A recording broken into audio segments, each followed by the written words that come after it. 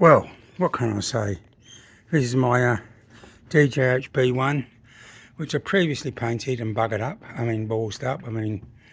Made a mess. Balls up, yes. So I've stripped it all back. I'm just about to repaint it. But I'm going to use a can of Dimark Etch primer. You get that from Bunnings, $15 a tin. But let's go out into the garage, whatever. Oh, it's 28 degrees today. It's lovely, isn't it? Look at this. This is up on the central coast of New South Wales. Anyway, let's move on. Now, some people reckon you've got to be mad to collect trains. I can't think why. Welcome to West Green, is Manavarian Sivara, Supermanium Station Master. So I'm going to be doing a kind of an image. That's better. I watched a film once. What's it called? One Flew Over the Cuckoo's Nest. So I'm outside at my model railway. Not as my alter ego. I've gone back to sanity mode now. Oh, so what am I doing? Well, I'll show you. So behind the back of the garage here, we've got that pergola where the loco was hanging up. And the pergola's about, I don't know, it's about that high off the ground. So this is underneath this vent here, that's under the pergola. Above there, that's out of it. So what I've got, I'll show you.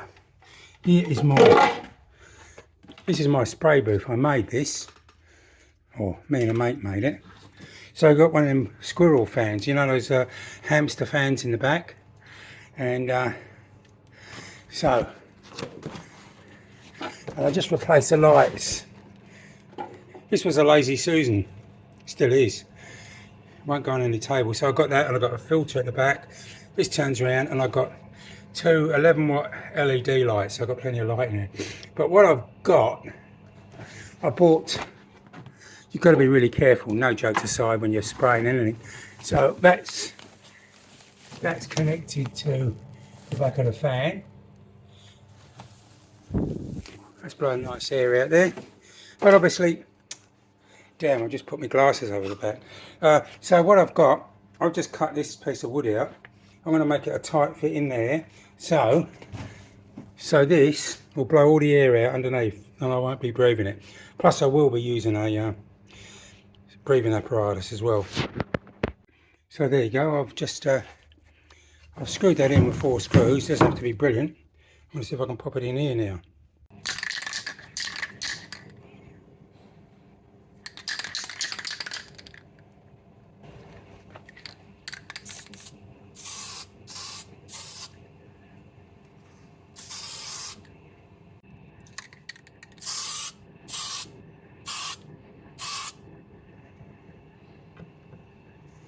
The trick is not to put too much on, which is what I normally do.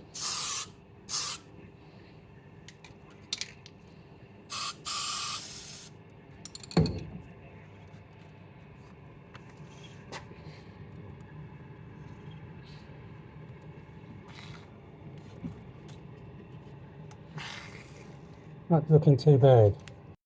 So I've done the tender and the cab roof.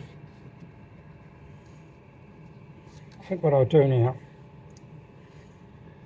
I just put the flap down on this. Hang on, let's take that out. Let's take the paint out. Hang on. So I'll just leave that in there, and I've got this. I'll leave that on. So there you go. Here's my spray booth in the garage corner. I've done it. I'm going to take this off. I know it looks stupid, but basically, what with the paint being sucked out and going down through that underneath, and this, if you can't smell it, it means you're not breathing it. Anyway, none of this stuff's good for you, is it? No dust is good for your lungs. Okay, I'll be back. I've got to do the loco, but what I've got to do is I've got to mask up the safety valves with a bit of masking tape. Then I can spray that. I'll do that. I'll have a cup of tea, I think, with supermanium.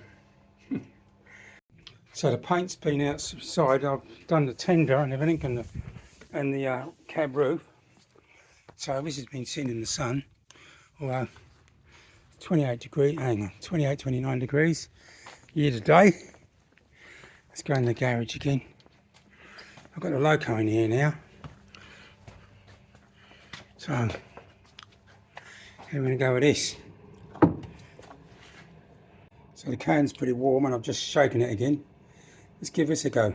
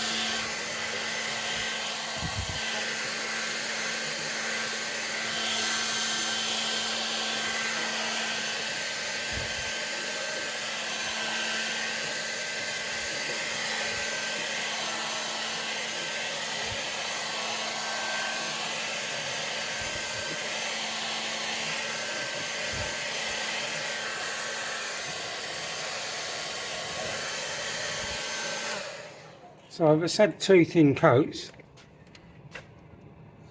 It needs a bit more and I'm going to do the smoke box door, but look, to be honest, I think once it's, as long as I get the paint on right this time and don't bugger up the transfers or yeah, which I did. Anyway, you have to persevere with these things.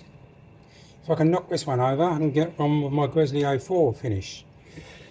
I just want to get all the other jobs out of the way so I can be building my railway and only have one building project on the go at a time, because I don't know, it's just you start something, when you start something else and you think absolute madness. So there you go, that's finished. I think what I'll do, I'm not in a hurry to get the top coat on. At least it's not going to tarnish now. But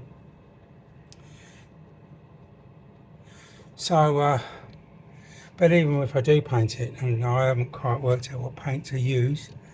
Look, I've got a little blemish on it, but you know what? A good thing about primer is I can rub that back and then just prime over it. This primer actually kind of brings out the blemishes, which is not a bad thing actually. So I have to ask myself, why do I bother putting myself through the headache of building stuff when I'm no expert builder, and I'm certainly not an expert painter or sprayer, but I'll give it a go. And I guess if a mere mortal like me tries to get by with Fox transfers or something, or PC press fix or blah blah blah, fix any of that and more.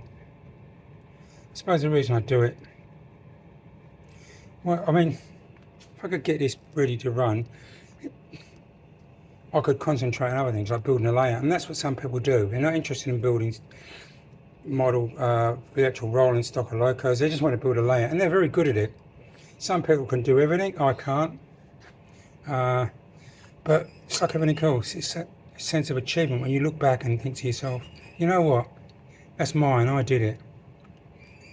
And I've had some good results. When I look at some of the stuff I've done, looking at the stuff I've built all of these, and I've weathered them all because I like weathered stuff. But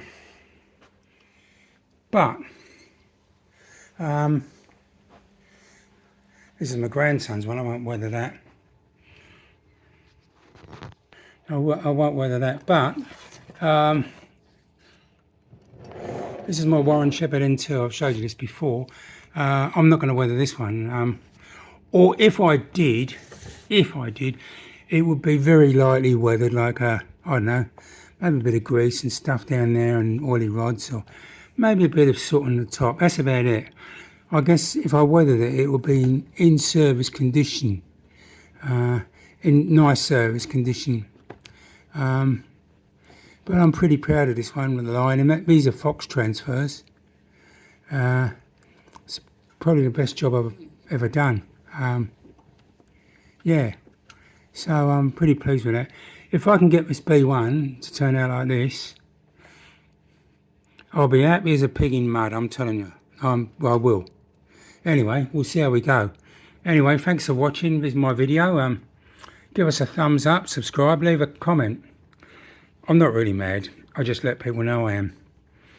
That way the neighbours give me a wide berth.